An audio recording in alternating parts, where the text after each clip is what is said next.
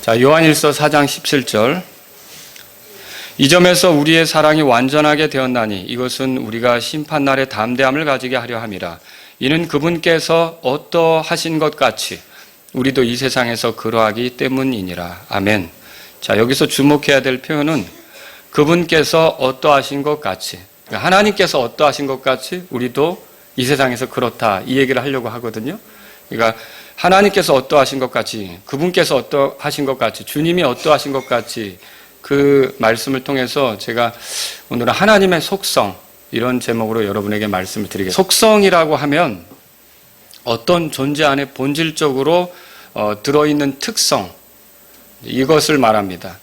그래서 하나님의 속성하면 하나님께서 가지고 계신 어떤 특별한 것, 이런 걸 말하는 거죠. 우리가 속성을 말할 때 하나님의 속성, 그러면 하나님의 어떠하심에 대해서 이제 말하는 거다, 이렇게 생각할 수 있습니다. 그분의 독특하심을 보여주는 거죠.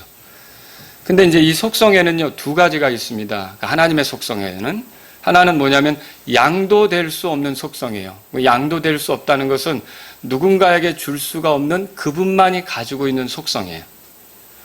그리고 양도될 수 있는 속성이 있어요. 그건 뭐냐면 그분이 가지신 속성이지만 그분을 아는 자들에게 그 속성이 이렇게 이제 나누어질 수 있는 거예요. 그래서 사실은 하나님은 완벽하게 그 속성을 가졌지만 하나님께서 나누어 주신 자들은 그것이 완벽하진 않더라도 하나님의 어떠하심을 보여주는데 그 사람이 그 속성을 표현해낼 수가 있게 되는 거죠. 자, 이게 그러면 양도가 가능한 속성이다, 그렇게 말할 수가 있습니다. 자, 이 양도 불가능한 속성을 놓고 우리가 하나님처럼 되자, 그러면 이단이 되는 겁니다. 그죠? 그러니까 자기가 절대적인 존재인 것처럼 얘기하거나 자기가 초월해 계신 하나님처럼 자기가 나는 영원히 죽지 않는다, 영원하다, 이렇게 얘기하는 사람이 있다거나 아니면은 나는 완전히 흠이 없이 절대적으로 거룩하다, 그런 존재가 있으면 그 사람은 뭐예요? 그러니까 크게 잘못하는 거죠. 그죠? 그런데 반대로요, 양도 가능한 속성을 놓고서 우리가 어떻게 하나님을 닮아? 우리가 어떻게 하나님처럼 돼? 이렇게 말하는 것은 하나님께서 양도해 주시려고 하는 걸 거부하는 것과 같은 거죠. 그러니까 그게 좋은 믿음입니까? 그렇진 않죠.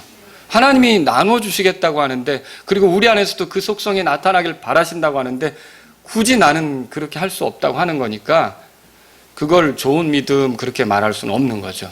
자, 그래서 오늘 이 시간 저는요, 여러분하고 이런 양도 가능한 속성, 그리고 먼저는 양도가 불가능한 속성, 이런 것들을 살펴보려고 해요. 그 양도가 불가능한 속성을 뭐라 그러냐? 자연적 속성, 그렇게 말합니다. 하나님의 자연적 속성. 또 양도가 가능한 거, 그러니까 우리에게도 주어져서 나타날 수 있는 거 있죠. 이걸 뭐라 그러냐면 하나님의 도덕적 속성, 이렇게 말합니다. 자, 그럼 먼저 하나님의 자연적 속성부터 살펴볼게요. 그러니까 하나님의 자연적 속성은 양도가 가능합니까? 가능하지 않습니까? 가능하지 않다는 거죠.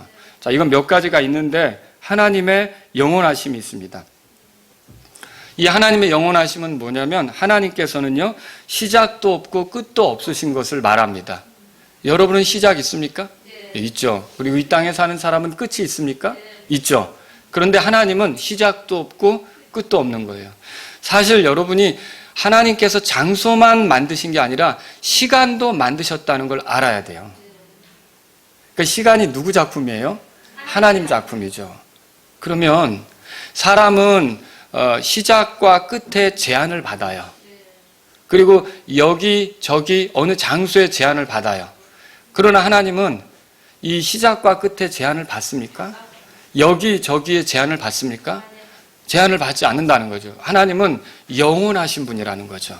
이걸 우리가 알 수 있는데 시편 90편 2절에 이렇게 써 있습니다. 다 같이 읽겠습니다. 산들이 생기기 전 혹은 주께서 땅과 세상을 조성하시기 전 곧 영원부터 영원까지 주는 하나님이시니이다. 자, 산들이 생기기 전, 아니 세상이 만들어지기 전부터 하나님이 계셨고요. 하나님은 영원부터 영원까지 계시는 분이에요. 그러니까 우리가 생각하는 시간으로 언제 시작됐나 이렇게 말할 수 없다는 거죠. 왜냐하면 하나님은 우리가 생각하는 그 시간을 초월해 계시고 우리가 생각하는 그 시간을 만들어내신 분이 하나님이시기 때문에 거기에 갇혀 계시지 않는다는 것입니다. 자, 그럼 하나님 누가 만들었습니까? 이거 성경에 나오죠. 출애굽기 3장 14절에 모세에게 하나님이 자신을 소개하면서 누가 만든 게 아니라 어떻게 해서 시작된 게 아니라 하나님은 스스로 계시다 이렇게 말하고 있어요. 그러니까 하나님이 만약에 누가 만들었으면 하나님 아니죠. 그죠? 그러면 피조물이죠. 누가 만들었으면 피조물이지 어떻게 하나님이라고 할 수 있습니까? 그러니까 하나님은 스스로 계신 분이에요. 그러니까 우리랑은 다른 거죠. 여러분은 스스로 계신다고 할 수 있습니까? 그렇게 말 못하죠. 우리는 하나님이 만드셨고 어머니의 태를 사용하셔서 하나님이 나를 만드셔서 여기 있게 하신 거죠. 그래서 이 하나님은 영원하신 분이시다. 이게 하나님의 이제 자연적 속성이에요. 영원하시다. 자, 두 번째로 하나님은 불변하십니다. 불변하신다는 건 뭐냐면 변하지 않는다는 뜻이에요. 그 일관되게 이렇게 가시는 거죠. 예를 들어 사람은 기억력이 감퇴됩니다. 옛날 같지 않고 깜빡깜빡 잊어버리는 거 생기십니까? 네, 이런 게 있죠. 또 판단력도 사람은 흐려집니다. 옛날에는 정확히 판단했다면 점차 이 판단력이 흐려져서 잘못된 판단을 하는 일도 생기는 거죠. 육체의 힘은 어떨까요? 옛날 같지 않고 육체의 힘도 점차 쇠퇴해 갑니다. 여러분 이 단적인 예를 어디서 볼 수 있을까요? 올림픽 경기 같은 거 할 때 어떤 대회, 예를 들면 뭐 24회 올림픽 대회에서 금메달을 땄던 사람이 25회에도 타고 26회도 타고 27회에도 타고 금메달을 계속 땁니까? 안 그러죠? 새로운 신인이 등장하잖아요. 자, 그러면서 금메달을 땄던 사람이 계속 금메달을 따는 게 아니라 또 다른 사람이 따죠. 그럼 또 다른 사람은 계속 금메달을 땁니까? 아니죠. 또 다른 사람이 따죠. 이거 뭘 보여주죠? 그 금메달을 딸 만큼 힘이 좋았던 사람이 점점 힘이 쇠퇴해서 새롭게 힘을 가진 사람에게 밀려난다는 거죠. 그럼 뭐예요? 힘이 떨어진다는 거 아닙니까? 그런데 하나님은 힘이 떨어지는 법이 있으십니까?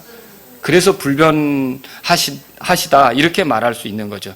사람은 변하지만 하나님은 이런 면에서 불변하십니다. 그런데 이게 이제 주님의 거룩하심에도 해당되고요. 거룩하심이 변해서 뭐 부패하거나 타락하거나 이런 존재가 아니에요. 거룩하시다면 항상 거룩하시고 사랑이시다면 항상 사랑이시고 또 예를 들어서 공의로우시다면 항상 공의로우시고 이 도덕적 성품에까지도 영향을 미치면서 하나님은 불변하시는 분이시다. 그렇게 말할 수 있어요. 그래서 말라기서 3장 6절에 보세요. 그러니까 하나님의 전능하심이 쇠퇴합니까? 하나님의 전지하심이 쇠퇴합니까? 불변하시는 거죠. 그래서 말라기서 3장 6절 다 같이 읽겠습니다. 나는 주라 변치 아니하나니 그러므로 너희 야곱의 아들들이 소멸되지 아니하였느니라. 여기서 중요한 건 나는 주라 변치 아니하나니 이 말씀이에요. 그러니까 하나님은 변하지 않는 분이셔요. 그래서 하나님의 자연적 속성 중 하나가 하나님의 불변하심이다. 우리는 변하죠. 그죠? 힘도 많이 빠지게 되더라고요. 그리고 판단력도 흐려지고 기억력도 감퇴하고 옛날 같지 않은 걸 발견하기도 하고 제가 예전에는 그 내비게이션 없이도 어디 잘 찾아다녔거든요. 근데 요즘엔 내비게이션을 두고도 엉뚱한 데로 갈 때가 있어요. 그래서 옛날 같지가 않구나 이렇게 이제 생각이 들 때가 있는데 하나님은 불변하시는 분이시다. 이렇게 믿으시기 바랍니다. 세 번째로 하나님의 자연적 속성 중에 하나가 하나님의 전능하심입니다. 자, 시편 33편 9절에 이렇게 써 있습니다. 다 같이 읽어볼까요? 그분께서 말씀하심에 그것이 이루어졌으며 그분께서 명령하심에 그것이 굳게 섰도다. 자, 말씀하시니까 이루어졌대요. 얼마 전에 하준이하고 이야기를 나누게 되었습니다. 하준이가 저한테 목사님, 하나님께서는 세상을 어떻게 만드셨죠? 이렇게 물었어요. 그래서 제가 하준이한테 말씀으로 만드셨지 이렇게 대답해 줬어요. 그랬더니 그럼 말씀으로 없애실 수도 있나요? 그랬죠. 하준이가 또 그렇게 묻더라고요. 그래서 당연하지. 여러분 하나님은 말씀만으로 있게도 하고 없게도 하실 수 있습니다. 그러니까 하나님은 이렇게 사람은 말하고 이루지 못하는 게 많지만 저 같은 경우도 어떤 약속을 해놓고 이행하지 못하는 경우도 많지만 하나님의 입에서 나온 말씀은 반드시 성취됩니다. 하나님은 전능하신 분이시다. 하나님은 그렇게 능력이 있으신 분이다. 우리가 말할 수 있는 거죠. 자, 우리 예레미야 32장 17절 볼까요? 말하고도 이루지 못하는 사람하고 달리 하나님은 어떠신가? 같이 읽겠습니다. 아, 주 하나님이여 보시옵소서. 주께서 주의 크신 권능과 뻗은 팔로 하늘과 땅을 만드셨사오니 주께는 너무 어려운 일이 없나이다. 자, 주께서 주의 크신 권능으로 하늘과 땅을 만드셨대요. 그러니까 세상을 창조하신 게 하나님의 권능으로 창조된 거죠. 근데 여기서 덧붙여서 주님이 뭐라고 이렇게 성경 기록에 써주셨냐면 주께는 너무 어려운 일이 없다 그랬어요. 여러분에게는 너무 어려운 일이 없습니까? 많습니다. 제가 경제에 대해서 굉장히 문외한이거든요. 자동차를 타고 가는데 어떤 사람이 주식에 대해서 막 뭐라고 얘기하는데 그 용어가 외국어 같아요, 저한테는. 도대체 무슨 말인지 하나도 못 알아듣는 그런 경험 없으세요? 또 어떤 경우는 법률적인 용어를 쓰는데 너무 어려운 것을 느낄 때도 있어요. 그러니까 우리에게는 너무 어려운 것이 많은데 하나님께 너무 어려운 것이 있어요? 없습니다. 그분은 전능하신 하나님이시라는 거죠. 여러분, 또 하나님의 속성 중, 자연적인 속성 중 네 번째 것은 하나님의 무소부재하심, 이걸 말할 수 있어요. 그럼 이 무소부재하심이라는 말은, 부재라는 말은 있지 않은 곳, 무소라는 말은 그런 곳이 없다, 그런 뜻이에요. 그러니까 하나님이 계시지 않은 곳이 있어요, 없어요? 없다, 그 말이에요. 이걸 다른 말로 그분의 편재하심, 어디든지 존재하신다, 편재하심, 이렇게 말해요. 그 말이나 같은 말인데, 예를 들어 우리는 5층에 있으면 4층에는 없습니다. 그렇죠?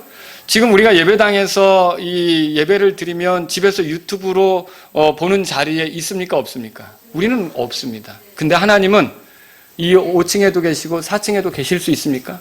예, 그게 놀라운 거죠. 그리고 여기 예배당에서 예배드리는 여러분하고만 함께 계시는 게 아니라 집에서 유튜브로 예배드리는 사람들과도 같이 하실까요? 예, 거기도 계시는 거죠. 이게 하나님의 무소부재하심, 하나님의 편재하심이죠. 참 놀랍죠? 이게 우리랑 다른 거예요. 자, 그래서 하나님은 이렇게 말씀하시죠. 잠언 15장 3절에 잠언 15장 3절 있습니다. 주의 눈은 모든 곳에 있어서 악한 자와 선한 자를 살피시느니라, 그렇게 되어 있습니다. 자, 그러면 여러분 보세요. 주님의 눈은 모든 곳에 있다. 그리고 모든 걸 살핀다, 그렇게 되어 있어요. 여러분, 하나님께서는 모든 걸 살피시는 분이시란 말이죠. 그래서 모든 사람을 살피고 있기 때문에 예배당에 와 있는 사람만 아니라 집에서 예배드리는 사람도 살피고 계신 거죠. 예배당에는 다 잘 차려입고 왔는데 집에서는 파자마로 이렇게 예배드릴 수도, 그런 것도 다 보실 수 있습니다. 하나님은. 지금 또 방송 보시다 뜨끔하신 분이 있을 수도 있는데, 하나님은 어디나 이렇게 계셔서 모두를 살피시는 거죠. 주의 눈은 여기도 있고 거기도 있는 거예요. 범죄자들은 CCTV를 살피죠. CCTV가 없는 곳에서 범죄를 일으키려고 합니다. 근데 CCTV가 없는 곳에도 하나님의 눈은 있습니다. 하나님은 거기서 보고 계시는 거죠. 그러니까 범죄자들이 큰 착각을 하는 거예요. 아무도 안 보면 자기가 범죄를 일으키는 것이 큰 뒤탈이 없을 줄로 생각하지만 사람에게 걸리지 않아도 하나님은 알고 계시기 때문에 하나님께서 반드시 심판하실 때가 있는 겁니다. 여러분, 그래서 하나님이 왜 심판자냐, 왜 또 정확하게 심판할 수 있느냐, 모든 걸 다 보셨거든요. 모든 걸 다 보신 거예요.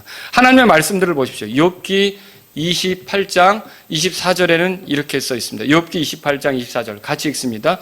그분께서는 땅의 끝들까지 살피시고 온 하늘 아래를 보시며, 그 땅의 끝들까지, 땅의 구석까지 모든 땅을 살피시고요. 하늘 아래는 다 살피시는 거예요. 그러니까 우리가 하늘 아래 살아가잖아요. 그러니까 우리가 가고 오는 곳, 우리가 있는 곳, 떠나는 곳, 이런 것 다 하나님은 어떻게 하시는 거예요? 다 살피고 계신 거예요. 내가 어디로 출입하는지, 어디 들렸다 나오는지 하나님은 어떻게 하시는 거예요? 다 보고 계신 거죠. 시편 33편 13절 보겠습니다. 다 같이 읽겠습니다. 주께서 하늘에서부터 바라보사 사람들의 모든 아들들을 살피시고, 그러니까 우리가 살아가는 것을 하나님은 다 살피신다, 그렇게 돼 있어요. 잠언 5장 21절 보겠습니다. 잠언 5장 21절 다 같이요. 사람의 길들은 주의 눈앞에 있나니 그분께서 그가 가는 모든 길을 곰곰이 살피시느니라. 그러니까 우리가 어디로 다니는지도 다 보신다는 거예요. 뭐 하러 다니는지도 다 보시는 거예요. 여러분이 뭘 줍고 다니는지, 뭘 만지고 다니는지, 뭐 하고 다니는지도 하나님은 다 보고 계신다는 거죠. 그래서 하나님은 정확히 심판하실 수 있는 분이시죠. 예레미야 23장 24절 보실까요? 같이 읽겠습니다. 주가 말하노라 어느 누가 내가 보지 못하도록 자신을 은밀한 곳에 숨길 수 있느냐. 주가 말하노라 내가 하늘과 땅을 가득 채우지 아니하느냐. 자, 하나님께서는 이 말씀을 통해서 우리에게 뭘 알려주시느냐. 하나님 보시지 못하도록 자기를 숨길 수 있는 사람이 있다 없다? 없다고 말씀하시는 거죠. 그러니까 하늘과 땅을 가득 채우셨다는 또 이 표현은 뭘 얘기합니까? 그분이 계시지 않은 곳이 없다라는 뜻입니다. 아무도 보지 않았다. 이건 누구도 못 봤다. 이렇게 말할 수 있는 것은 없다는 거예요. 사람이 안 봐도 누구는 봅니까? 하나님 보는 거죠. 그러니까 창세기 39장에 보면 보디발의 아내가 요셉에게 달려들 때 여러분 요셉은 어떻게 대처했습니까? 보디발의 아내는 너와 나밖에 없는 것처럼 다가왔잖아요.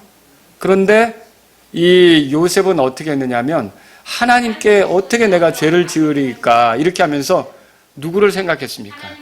아무도 없는 것 같은 그 상황에서도 하나님은 보고 있다는 것을 요셉은 인식하고 있었던 것이죠. 자, 이렇게 하나님이 무소부재하시다는 것만 여러분이 잘 알아도요, 우리 행동을 상당히 조심하게 돼요. 근데 이걸 잊어버리게 되면 어때요? 우리 멋대로 이렇게 행동하는 일들이 나타날 수 있겠죠. 그러니까 사람이 무엇을 믿느냐에 따라 이 행동이 달라지게 돼 있는 거죠. 여러분은 하나님이 어디나 계시다. 땅과 하늘을 채우고 계신다. 우리가 그분을 피하여 숨을 곳은 없다. 이렇게 믿으시면서 사실 수 있기를 바랍니다.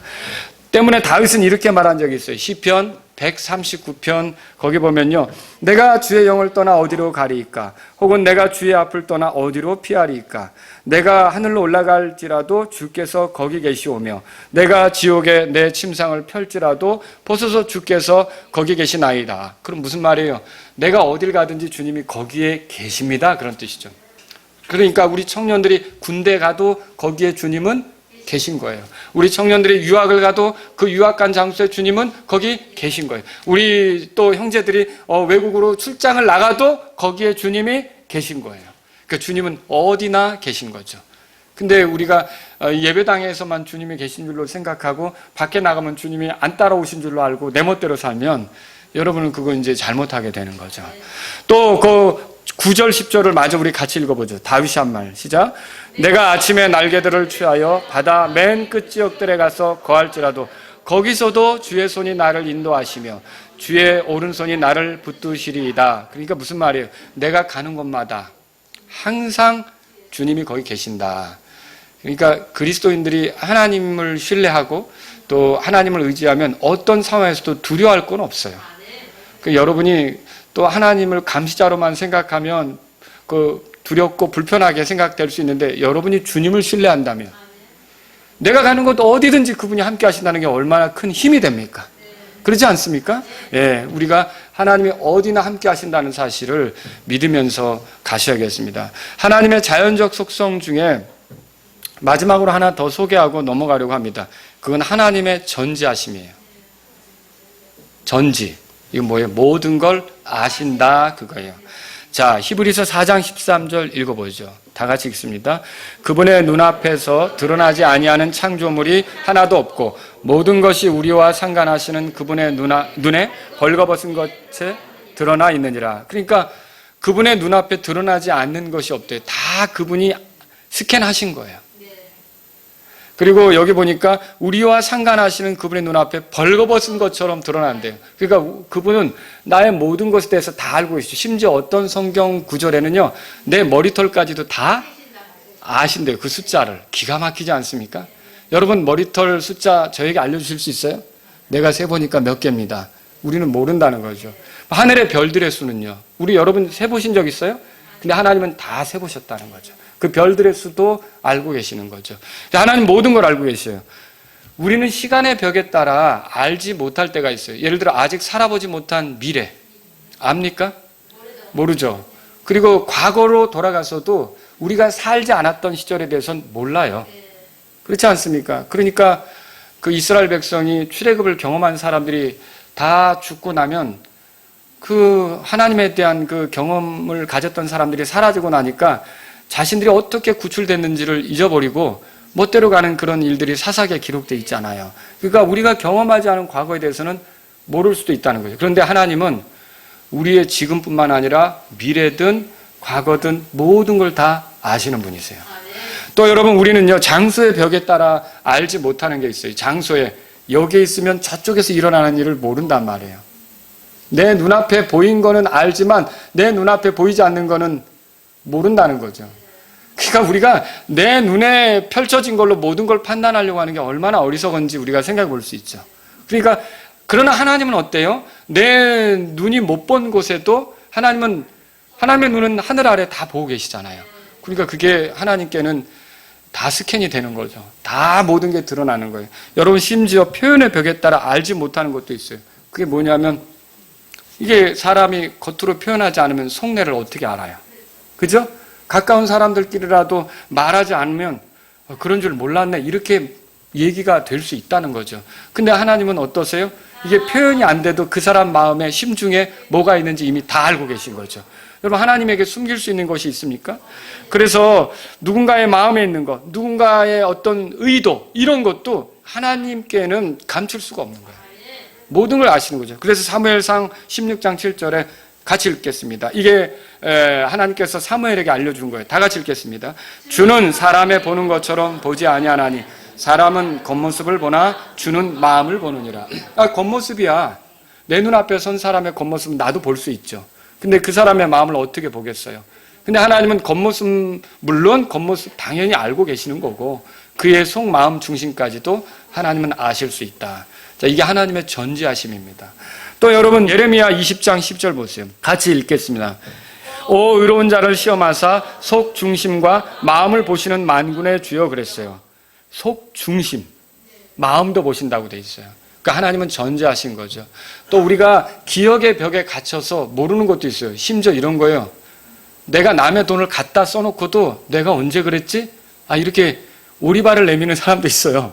왜냐하면 자기 기억 속에서 그게 사라진 거예요. 그래서 이게 그랬는지 안 그랬는지 이게 정확히 말할 수 없게 되는 거죠. 이게 사람이에요. 그러니까 자기 기억이 희미해지면 모를 수도 있는 거죠. 근데 하나님께는 이게 안 통하는 거죠.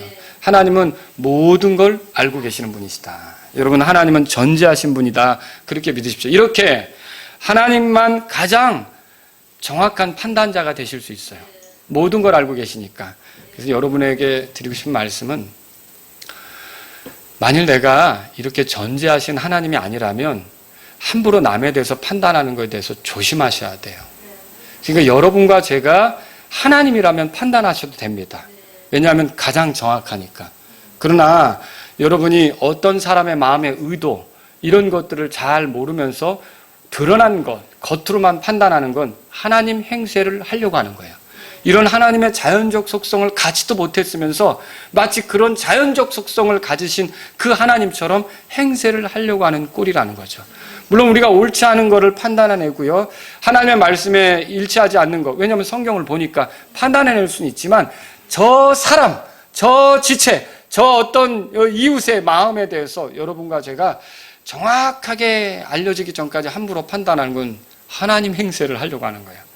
자연적 속성을 가지신 하나님처럼 내가 그런 존재인 양 행세하려고 하는 거기 때문에 상당히 조심하셔야 된다는 거죠. 그러니까 로마서 14장에도 남의 종을 판단하는 너는 누구냐 그랬어요. 그 주님의 말씀이잖아요. 남의 종이라뇨. 우리가 누구의 종이에요? 그리스도의 종이죠. 우리가 다 어디에 서게 돼 있어요? 로마서 14장에 보면 10절에 그리스도의 심판석에 서게 돼 있다고 그랬잖아요. 거기서 우리 모든 것이 다 드러난단 말이죠. 그런데 우리가 잘못하면 하나님처럼 하나님의 눈으로 모든 걸 판단하려고 할 때 여러분은 주제넘게 이 자연적 속성을 가지신 하나님의 위치에 서려고 하는 것과 같을 수 있다는 거죠. 내가 판단할 영역이 있어요. 교리적인 거, 성경을 읽으니까. 그렇잖아요. 내가 도덕적으로 문제가 된 거, 이런 건 판단할 수 있죠. 그러나 사람의 마음의 의도와 모든 것들을 여러분은 함부로 판단하지 않도록 조심해야 되는 거죠. 예. 자, 두 번째로요, 하나님의 도덕적 속성이 있습니다. 하나님의 도덕적 속성은 양도 가능합니까? 네, 당연하죠. 가능하죠. 이 속성은 절대적입니다. 하나님께는요. 그러니까 하나님께는 이 속성이 절대적인데 사람에게도 이 속성이 드러나길 바라셔서 하나님께서 이 속성이 사람 안에 나타나는 것을 허락하셨던 거예요. 자, 하나님 거룩하시죠? 이게 그럼 도덕적 속성에 대해서 볼게요. 하나님은 거룩하십니다. 이사야서 6장 3절에 보면 그 스랍들이 거룩하다, 거룩하다, 거룩하다, 주 만군의 하나님이여 이렇게 말하는 부분이 있어요. 이 거룩함은 완전히 죄 없고 절대적으로 거룩한 걸 말합니다. 근데 우리는 어떻죠? 이렇게 절대적으로 우리가 거룩합니까? 그렇지 않습니다. 우리는 이미 훼손되었어요. 우리는 범죄했어요. 이 땅에 의로운 자는 단 한 사람도 없다고 성경이 말하고 있어요. 내가 저 사람에 대해서 뭐가 나쁘다고 말하는 나도 사실은 똑같은 문제가 있을 수 있는 거예요. 다른 영역에서. 우리는 굉장히 우리 자신을 잘 못 보는 경우가 많은 거죠. 그렇죠? 이게 우리의 한계란 말이에요. 그런데 하나님께서 이렇게 거룩하시고 우리는 더럽혀졌는데 하나님께서 구원받은 사람들, 하나님의 백성들에게 뭐라고 말씀하시느냐? 베드로전서 1장 16절에 보면 따라서 내가 거룩하니 너희도 거룩하라. 이 말은 무슨 뜻이에요? 그분에게 이 도덕적 속성이 있는데 우리에게도 이 속성을 어떻게 하길 원하는 거예요? 주기를 원하시는 거예요. 우리에게도 이 속성이 나타나기를 원하는 거죠. 그래서 우리가 그분처럼 절대적으로 거룩하지는 않지만 우리가 그분의 어떠하심을 드러내도록 거룩한 삶을 통해서 우리가 그분의 속성을 이렇게 좀 나타낼 수 있는 그런 사람이 되기를 바라신다는 거죠. 아시겠죠? 또 하나님의 도덕적 속성 중에 하나님은 사랑이십니다, 여러분. 요한일서 4장 8절에서 16절을 여러분이 읽어보면 하나님이 사랑이시라는 걸 발견할 수 있어요. 사랑은 하나님입니까? 그건 아닙니다. 그러나 하나님은 사랑이십니까? 예, 맞습니다. 자, 하나님은 자신의 아들을 희생시키시면서까지 우리를 사랑하셨어요. 여러분, 십자가는요, 하나님의 사랑을 보여줘요. 우리를 잃어버리고 싶지 않고 우리를 이렇게 품으시고 우리를 가까이 하시려고 하는 하나님의 사랑을 보여준다는 거죠. 하나님은 사랑이셔요. 근데 하나님께서는 이 사랑을 그리스도를 통해 나타내셨잖아요. 근데 그리스도를 따르는 제자들에게 뭐라 그러죠? 예수님께서 우리를 사랑한 것 같이 우리도 서로 사랑하라. 그럼 뭐예요? 이 사랑이라는 속성이 우리에게도 나타나길 원하십니까? 당연하죠. 당연하죠. 여러분, 또 하나님은 의로우십니다. 시편 116편 5절에 보면 그렇게 소개되고 있는데 그분은 어떤 경우라도 도덕성과 정의에 어긋나는 행동을 하지 않으십니다. 자, 십자가는 어떻습니까? 하나님의 의로우심을 드러내는 거죠. 죄에 대해서 공정하게 심판하는 모습을 보여주잖아요. 죄를 싫어하는 하나님의 모습을 보여주잖아요. 그 죄를 용납하지 않는 하나님의 모습을 보여주잖아요. 이렇게 하면서 하나님께서 우리에게 원하시는 바는 뭘까요? 우리가 죄를 멀리하는 것과 죄를 싫어하는 것과 죄에 대해서 혐오하는 것과 이런 것들을 하나님 원하십니까? 그럼 이런 의로운 삶을 우리에게도 원하십니까? 예, 이 속성이 우리에게도 드러나길 원하시는 거죠. 이 도덕적 속성이. 또 하나님은 긍휼하십니다. 시편 103편 8절에 보면 그분의 긍휼에 대해서 말하고 있어요. 부족한 존재를 불쌍히 여기는 게 긍휼이에요. 십자가는 하나님의 긍휼을 보여줍니다. 하나님께서 사람을 불쌍히 여기신 증거가 십자가입니다. 죄인들은 멸망할 수밖에 없었습니다. 근데 하나님은 이 죄인들을 불쌍히 여기셨는데 그대로 멸망하지 않기를 바라셔서 예수님을 십자가에 세우신 겁니다. 그래서 이 예수님을 통해서 우리를 건지시고 우리에게 다시 한 번의 기회, 주님을 위해 살아볼 수 있는, 창조의 목적대로 살아볼 수 있는 기회를 주신 거라는 거죠. 이게 주님의 긍휼이에요. 그러면 여러분, 하나님께서 이렇게 우리에게 긍휼을 베푸신 대로 우리도 누군가에게 긍휼을 베풀기를 하나님 원하실까요? 당연하죠. 이 하나님의 도덕적 속성은 우리에게도 나타나기를 원하신다는 거죠. 하나님은 은혜로우십니다. 그리고 은혜를 베푸시는 분이죠. 출애굽기 34장 6절에 보면 그렇게 써 있는데 은혜가 뭐죠? 자격이 안 되는 사람들에게 베푸는 호의예요. 여러분과 저는 구원받을 만한 자격이 안 됩니다. 어떤 분은 그래요. 왜 예수님을 보내서 굳이 희생시켜가지고 우리를 구원하셨느냐? 그냥 우리를 그냥 직접 받아주면 안 되느냐? 여러분, 죄인을 그냥 받으면 불의가 되는 거예요. 죄인에 대해서는 값을 치러야 되는 거죠. 그죠? 근데 우리가 값을 치러서는 우리가 구원받을 수 있습니까? 우리는 그만한 값을 지불한 능력이 안 되는 거죠. 그러니까 어떻게 하셨어요? 우리를 위해 구원자를 보내신 거죠. 이게 하나님께서 우리에게 은혜를 베푸신 거예요. 그래서 십자가는 하나님의 은혜가 드러난 장소죠. 자, 하나님이 우리에게 은혜를 베푸시고 우리도 누군가에게 은혜 베풀기를 원하실까요? 당연하죠. 우리가 받은 대로 다른 누군가에게 은혜 베푸는 것을 하나님은 원하시는 거죠. 이 은혜 베푸는 걸 아니까 알지도 못하는 사람들에게 찾아가서 복음을 전하다가 목숨을 잃는 선교사가 나오는 거 아닙니까? 왜 그 사람들을 위해서 죽어야 합니까? 예. 그 사람들이 뭘 해준 것도 아닌데, 그게 하나님의 은혜를 알기 때문에 자신도 그런 삶에 헌신할 수 있게 되는 거라는 거죠. 또 하나님은 신실하십니다. 고린도전서 1장 9절에 써 있습니다. 자신의 약속에 대해 거짓말하지 않고 충분히 이행하십니다. 그러면 여러분, 하나님은 자신의 사역자들이 신실한 자로 드러나는 걸 원하십니까? 당연하죠. 고린도전서 4장 2절을 읽어보시면 그 사역자들에게 이게 신실함이 요구되고 신실한 것이 필요하다는 걸 알게 돼요. 하나님이 신실하시다면 하나님을 섬기는 우리도 어떻게 되는 거예요? 신실해야 되는 거죠. 이런 도덕적 속성이 우리에게도 나타나기를 원하는 거예요. 자, 하나님은 오래 참으십니까? 민수기 14장 18절에 그걸 알 수 있어요. 이것은 오래 참으심이라는 건 뭐냐면 진노의 순간에도 억제하며 기회를 더 주려고 하는 걸 말해요. 하나님께서 임동선이라는 사람에 대해서 오래 참으셨기 때문에 오늘도 설교할 수 있는 겁니다. 하나님께서 임동선이라는 사람에 대해서 오래 참으셨기 때문에 제가 지금도 목회 사역을 할 수 있는 겁니다. 여러분 그렇게 생각되지 않습니까?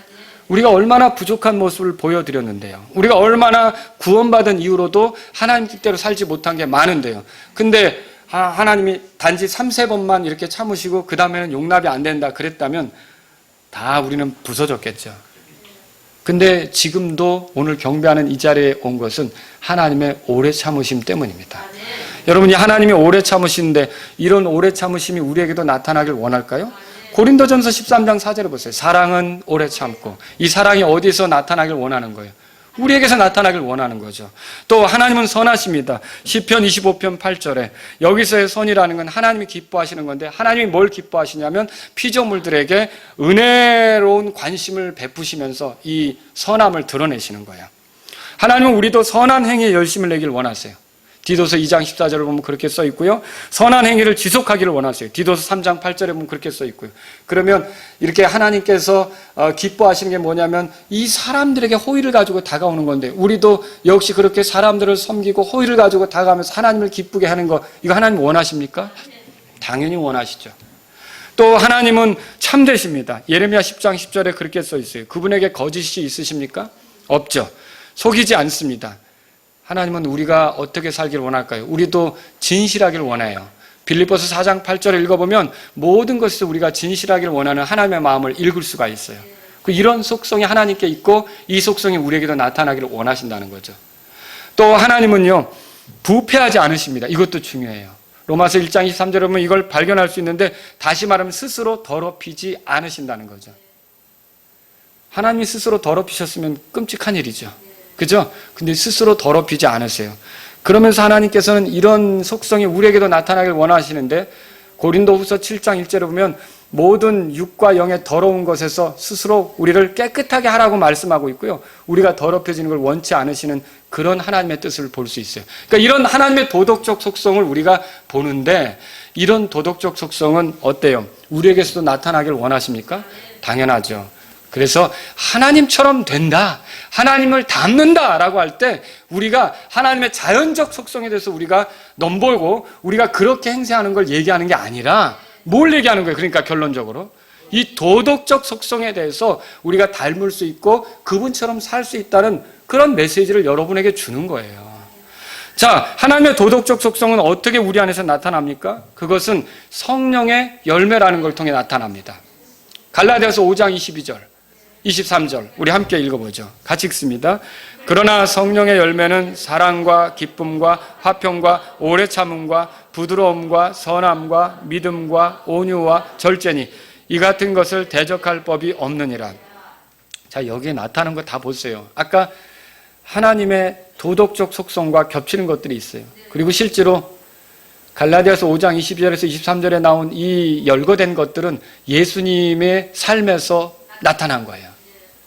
그리고 우리가 예수님을 믿으면 성령님을 따를 때 이런 것들이 나타날 수 있다는 걸 보여주신 거죠. 이게 성령의 열매란 말이에요. 사람이 존재하는 궁극적 목적이 뭐죠? 창조 목적. 하나님을 기쁘게 하기 위한 거예요. 그렇죠? 요한계시록 4장 11절 다 같이 읽겠습니다. 시작.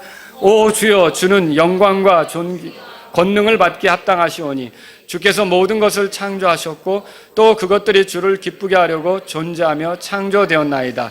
자, 여기 보세요. 주를 기쁘게 하려고 존재한다. 우리가 창조된 게 주를 기쁘게 하려고 창조되었다. 이렇게 성경에 말하고 있어요. 자, 근데 이렇게 주를 완전히 기쁘게 해드린 분, 이 땅에 있으면서 완전히 주를 기쁘게 해드린 분 누굽니까? 예수님이시죠. 결국 예수님은 죄인들에게 구원을 주시고 그 구원받은 자들이 그 구원자이신 예수님을 이제 주님으로 알고 따라가길 원하시는 거예요. 그러니까 예수님이 하나의 본보기가 되어서 예수님처럼 사는 걸 원하시는 거죠. 그러니까 아담은 실패했잖아요. 근데 예수님은 성공했잖아요. 하나의 본보기를 내세워서 그렇게 살도록 하는 거죠. 이 본보기가 참 중요한 거예요. 사람이 살아갈 때, 그러니까 이제 예를 들어서 제 큰아들이 기타를 치게 된 배경이 마이크 파라모어라고 하는 그런 기타 연주가가 있었어요. 이 사람이 찬송을 연주하는 사람이었어요. 이 사람을 보고 자극을 받은 거죠. 그리고 나도 저 사람처럼 기타를 쳐야겠다 이런 생각을 갖게 된 거죠. 그래서 결국은 열심히 그 사람처럼 이렇게 해보려고 했던 거예요. 그래서 최근에는 어떻게 하냐면 자주 그분하고 연락을 해요.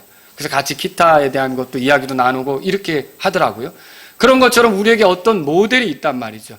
그런 모델을 발견했을 때 그 모델처럼 우리가 도전할 수 있는데 예수님은 우리의 구원자이시기도 하고 우리 삶의 본보기도 되십니다. 여러분이 제자 맞습니까? 누구의 제자예요? 예수님의 제자죠. 예수님의 제자는 누구처럼 살아야 돼요?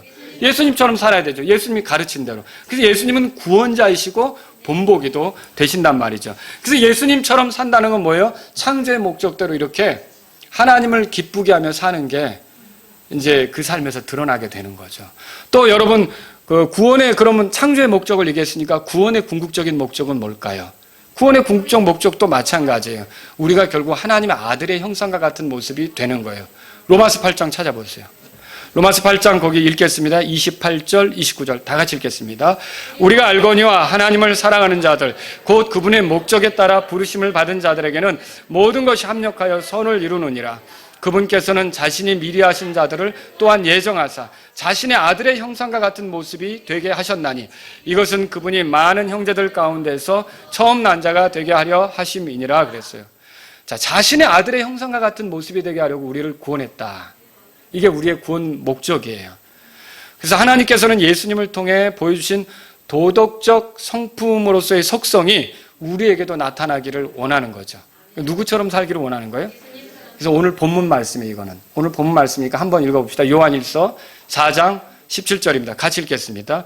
이 점에서 우리의 사랑이 완전하게 되었나니 이것은 우리가 심판날에 담대함을 가지게 하려 함이라. 이는 그분께서 어떠하신 것 같이 우리도 이 세상에서 그러하기 때문이라. 보세요. 그분이 어떠하신 것 같이 우리도 이 세상에서 그러한 모습이 되기를 바라는 게 주님의 계획이었다는 거죠. 구원받은 우리의 최종적인 목적은 그러니까 누구처럼 되는 거예요? 예수님처럼 되는 거죠. 왜냐하면 예수님이 하나님을 가장 기쁘게 했기 때문에. 그래서 그리스도의 심판석에서 상 받는 것도 교회당을 몇 개 세웠느냐 이게 중요한 게 아니에요. 여러분과 제가 교회에서 얼마나 시간을 보내느냐 이게 중요한 게 아니에요. 얼마나 예수님을 많이 닮아서 예수님처럼 살고 예수님을 드러내느냐 이게 중요한 거죠. 이게 중요한 거죠. 자, 요한일서 3장 2절을 보세요. 그래서 다 같이 읽겠습니다. 사랑하는 자들아, 이제 우리는 하나님의 아들들이니라. 우리가 앞으로 어떻게 될지는 아직 나타나지 아니하였을 때 그분께서 나타나시면 우리가 그분과 같게 될 줄 아노니 이는 우리가 그분께서 계신 그대로 볼 것이기 때문이라. 자, 그분께서 나타나시면 그분과 같이 된다. 이렇게 약속하셨어요. 그러니까 저와 여러분들의 궁극적인 방향, 예수님처럼 되는 거예요. 그럼 지금은 어떻게 갑니까? 그 방향을 알고 움직여가는 거라고 생각하시면 된다는 거죠. 그리고 하나님의 도덕적 속성이 우리 안에서 이렇게 드러나는 건 누구의 일이냐? 하나님의 일입니다. 이걸 볼 필요가 있어요. 자, 예수님처럼 사는 것은 하나님의 일이라는 거죠. 빌립보서 2장 13절도 읽을게요. 같이 읽습니다. 너희 안에서 일하사 자기가 참으로 기뻐하는 것을 원하게도 하시고 행하게도 하시는 분은 하나님이신. 자, 창조 목적이 하나님을 기쁘게 하는 거라고 그랬잖아요. 근데 그분이 참으로 기뻐하는 것을 원하게도 하고 행하게도 하시는 분은 누구라고 써 있어요? 하나님이라고 써 있죠. 근데 하나님께서 우리를 이렇게 그러니까 목적에 맞게, 구원받은 목적, 창조받은 목적에 맞게 살아가게 이끌어 주시는 분이 하나님이세요. 근데 하나님이 이 일을 하실 때 어떻게 하시느냐? 특별한 도구들을 쓰셔요. 그래서 누구든지 이 특별한 도구들을 존중하면 이렇게 그 하나님을 기쁘게 하는 삶의 모습이 나오기 시작한다는 거예요. 그럼 하나님께서 제시한 특별한 도구들은 어떤 걸까요? 첫 번째가 뭐냐면 하나님의 말씀입니다. 복음서를 읽어보면 예수님에 대해서 알 수가 있어요. 예수님이 어떻게 살았는지. 그리고 사도들이 쓴 그런 서신들을 읽어보면, 사도들은 누구예요? 예수님으로부터 가르침받은 사람들이죠. 이런 사람들이 쓴 걸 읽어보면 예수님이 뭘 가르치고 뭘 원하셨는지를 알 수가 있어요. 자, 이런 말씀들을 통해서 우리가 이제 믿음을 가지고 그 말씀대로 우리의 삶에 적용해 갈 때, 다시 말하면 우리가 그 말씀대로 이렇게 믿음을 가지고 나아갈 때 어떻게 될까요? 여러분, 우리의 삶에서 이렇게 주님이 원하셨던 모습들이 나타나기 시작한다는 거죠. 또 다른 하나는요, 성령님의 일하심이 도구가 돼요. 여러분, 우리 안에 성령님이 계십니까? 성령님은 거룩한 영이라고 불려요. 그러니까 우리가 거룩하게 살도록 이끌어주시는 영이 되시는 거죠. 그런데 자, 대답해 보세요. 성령의 열매는 우리가 맺는 것이다. 맞아요? 틀려요? 성령의 열매는 성령님께서 우리 안에서 맺게 하시는 겁니다. 아시겠죠? 그러니까 우리가 노력해서 우리 힘으로 되는 게 아니란 말이죠. 성령의 열매는 성령님의 작품이에요. 성령님께서는 내 안에서 맺어지게 하는 거예요. 그러니까 성령의 열매를 우리 안에서 있게 하시는 분은 누구예요? 성령님이시죠. 그런데 어느 때 이 성령의 열매가 맺혀지느냐? 우리가 아까 말씀을 읽고 그런다고 그랬잖아요. 또 성령님이 우리가 말씀대로 살도록 이끄실 거 아니에요. 내가 육신을 따르지 않고 성령님을 따르게 될 때 성령께서 우리 안에서 이 열매를 맺혀지게 하신다는 거죠. 그러니까 이 성령의 인도하심을 존중할 때, 우리가 그 성령님의 인도하심에 순종할 때 결국은 어떻게 되느냐? 우리는 이런 하나님의 도덕적 속성이 우리에게서도 나타나는 일이 생기게 된다는 거죠. 여러분, 누군가 나를 보면서 그런 걸 느낄 때, 여러분이 예를 들어서 갑자기 아내랑 이렇게 차를 운전하고 가는데 어디 마트를 간다고 생각해 보세요. 근데 갑자기 이런저런 교제를 하다가 아내가 요즘 당신을 보면 주님의 모습을 보는 것 같아 라고 말을 하면 남편들은 어때요? 정말 하나님께 영광이 되는 그런 거 아닙니까? 또 아내가 말하자면 예를 들어서 내가 당신하고 이렇게 살지만 내가 권위자라고 하지만 당신을 보면 당신은 주님을 많이 닮은 것 같아. 이렇게 아내가 소리를 들으면 어때요? 하나님께 영광이 되겠죠. 예, 이런 삶이 가능한 것은 결국 성령님의 인도를 존중할 때 가능하다는 거예요. 육신대로 살면 이게 나옵니까? 성령의 열매가 안 나온다는 거죠. 자, 세 번째는 뭐냐면요, 삶의 고난입니다. 삶의 고난. 여러분, 우리가 이렇게 주님의 어떠하심을 드러내는 데 있어서 기억해야 될 게 그리스도인의 삶이 순탄치 않다는 거예요. 베드로전서 2장에 보면 무슨 말이 있냐면 우리가 그리스도의 발자취를 따라가도록 하기 위해서 부름받은 걸 말하고 있어요. 근데 그때 발자취를 뭘로 소개하느냐면 고난의 발자취로 소개하는 게 있어요. 그럼 예수님을 믿는다는 건 고난의 발자취도 걷도록 그렇게 불렀다는 거죠. 근데 우리가 예수님을 믿으면서 어려움을 당할 때, 힘든 일을 당할 때, 마음이 위축될 만한 일을 당할 때, 낙심될 만한 일을 당할 때, 그때가 참으로 대단한 기회예요. 어떤 기회입니까? 그 기회는 하나님을 계속해서 신뢰할 수 있는 기회예요. 그리고 오래 참음과 인내로서 그 믿음을 지속적으로 보여드릴 수 있는 기회예요. 그리고 자기 자신을 살필 수 있는 기회예요. 또 자기에게 옳지 않은 것들을 떨어버릴 수 있는 기회예요. 근데 이렇게 함으로써 그 고난 속에서 이 사람이 어떻게 될까요? 더 다듬어지는 거예요. 더 자신의 육신적인 모습이 깎여나가는 거예요. 결국 그래서 하나님께 영광이 되는 그런 모습이 나타나는 거죠. 결국 그래서 여러분이 고난이 올 때 낙심할 게 아니라 내가 연단받아서 정금같이 단련되어서 이 믿음을 드러내고 하나님께 영광을 돌리겠다라는 생각을 가지셔야 된다는 거죠. 그래서 이렇게 해서 우리가 이 하나님의 도덕적 성품이 우리에게 나타날 수 있다는 것이죠. 자, 오늘 저는 이 말씀에 의해서 두 가지 말씀드리고 끝낼게요. 첫째는요, 여러분 하나님에 대해서 알고자 하십시오. 자꾸만 하나님에 대해서 알고자 하십시오. 요즘 우리가 관심 갖는 게 뭔지, 우리가 새롭게 배우고자 하는 게 뭔지, 어떤 약품일 수도 있고, 어떤 분야일 수도 있고, 어떤 사람의 어떤 그 가르침일 수도 있고, 많은 것들이 있을 수 있어요. 근데 우리의 삶 속에서 가장 알고자 해야 될 것은 하나님이시라는 거죠. 자, 하나님을 알고자 하는 마음을 갖는다면 어떻게 해야 될까요? 성경 기록을 읽어야죠. 여러분 성경 기록을 읽으십시오. 그리고 성경을 풀어주는 설교를 들으십시오. 이렇게 해서 하나님을 알고자 해야 돼요. 하나님을 알고자 하는 일에 소홀한 것은 마치 뭐와 같으냐, 내가 어떤 사람을 사랑한다고 하면서 그 사람에 대해서 별로 알고 싶은 마음이 없는 것과 같은 거예요. 여러분 그 관계가 어떻게 될 거라고 전망하실 수 있겠습니까? 위기가 올 것이고 그 관계는 금방 탈이 날 것이라고 우리가 예측할 수 있죠. 왜냐하면 서로 모르는데, 모르면 오해도 많이 생기는 거죠. 그렇죠? 그래서 저와 여러분들은 하나님을 알고자 하셔야 된다는 거죠. 오늘 이 설교를 듣고 가면서 여러분들이 내가 남은 생에는 하나님을 알고자 해야겠다, 이런 마음을 가지실 수 있기를 주의 이름으로 바랍니다. 두 번째로 드리고 싶은 말씀은요, 하나님의 도덕적 속성에 참여하시라고 말씀드리고 싶어요. 자, 하나님만이 가지시는 속성에 대해서 말씀드렸죠? 하나님의 영원하심, 하나님의 불변하심, 하나님의 전능하심, 하나님의 무소부재하심, 하나님의 전지하심. 여러분 이런 거 우리가 흉내낼 수 있습니까? 우리가 이런 경지에 이를 수 있습니까? 천만에 이런 경지에 이를 수 없어요. 이런 것들은 하나님이 누구에게 양도하시는 속성이 아니에요. 하나님만 가지시는 속성이죠. 주제넘게 이런 것들을 갖고자 한다면 그게 결국은 교만이 되는 거고 하나님 앞에서 어리석게 행동하는 것이 되겠죠. 근데 양도가 가능한 속성이 있다고 그랬어요. 그분의 도덕적 속성이죠. 여러분이 기억나는 대로 생각해 보세요. 거룩, 사랑, 의로우심, 긍휼, 은혜, 베푸심, 또 신실하심, 오래 참으심, 선하심, 참되심, 부패하지 않으심, 정직하심. 이런 것들은 어때요? 하나님에게 있는 속성이지만 하나님을 섬기는, 예수님을 믿고 구원받은 우리에게도 나타나길 원하는 속성이죠. 그래서 제가 하나님을 닮아야 된다, 하나님처럼 살아야 된다, 이렇게 드리는 말씀은 결국 무슨 얘기예요?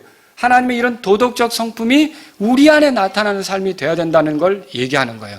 이건 누가 하시는 거라 그랬어요? 하나님이 하시는 거고 성령님이 하시는 거고, 말씀을 따를 때, 순종할 때, 성령님을 따를 때 이게 우리에게 나타난다고 그렇게 말씀드리지 않았습니까? 여러분 그렇습니다. 이렇게 도덕적 속성을 말하는데 우리가 어떻게 하나님을 닮아? 여러분 이거는 불신앙입니다. 성경 읽어보세요. 내가 거룩하니 너희도 거룩하라. 레위기 19장 2절에 그렇게 말씀했어요. 내가 너희를 용서한 것 같이 너희도 서로 용서하라. 내가 너희를 사랑한 것 같이 너희도 서로 사랑하라. 하나님 신실하시잖아요. 사역자들에게 요구되는 것은 신실함이다. 예. 내가 정직한 걸 아느냐? 그러면서 하나님은요, 빌립보서 4장 8절에 보면 모든 일에서 정직해야 된다. 예, 이게 모든 이런 도덕적 성품은 우리 안에서도 나타나길 원하신다는 거예요. 그런데 그거는 우리가 어떻게 하나님을 닮아? 여러분 보고 닮으라는 얘기가 아닙니다. 하나님은 성령님을 주시고 말씀을 주시면서 우리가 그 말씀을 존중하고 믿을 때, 그리고 그 성령님을 존중하고 순종할 때 이 열매들이 나타나게 하셨단 말이에요. 이제 남은 건 우리가 그런 하나님이 주신 것들을 존중하면서 가는 게 필요하다라고 하는 거죠. 오히려 하나님처럼 살 수 있는 게 여러분 놀라운 은혜 아닙니까? 놀라운 복 아닙니까? 놀라운 기회 아닙니까? 예수님이 아니시라면 불가능한 거죠. 근데 예수님께서 이 땅에 찾아오셨고 죄 많은 우리를 위해 죽으셨고 부활하셨습니다. 그리고 우리의 구원자가 되셨고 우리에게 생명을 주셨습니다. 이 예수님으로 인해 이런 삶이 가능하게 됐다는 것은 여러분 굉장한 복입니다. 그러므로 저와 여러분들의 남은 생에는 이렇게 하나님의 도덕적 속성이 우리 안에서 나타날 수 있는 그런 삶이 되기를 구하면서 가는 것이 필요하다는 걸 믿으시기 바랍니다. 우리 같이 기도하겠습니다. 오늘 이 말씀을 들으신 여러분 가운데 하나님 아버지, 제가 이렇게 거룩하신 하나님, 사랑이 많으신 하나님, 은혜로우신 하나님, 공의로우신 하나님, 신실하신 하나님, 오래 참으신 하나님, 선하신 하나님, 이 하나님의 어떠하심이 제 삶에도 드러나길 원합니다. 예수님이 이 하나님의 어떠하심을 가장 잘 드러내신 분이라면 제가 예수님처럼 살기를 원합니다. 제가 하나님 말씀을 존중하겠습니다. 믿음으로 나아가겠습니다. 이런 분이 있다면 기도하십시오. 하나님, 제가 성령님의 인도하심을 존중하겠습니다. 육신적으로 가기보다는 성령님을 따르길 원합니다. 이런 분이 있다면 이 시간 기도하십시오. 그래서 제가 하나님의 영광을 드러내는 그런 하나님의 그 어떠하심을 드러내는 그러한 삶으로 살기를 원합니다. 이런 분이 있다면 기도하십시오.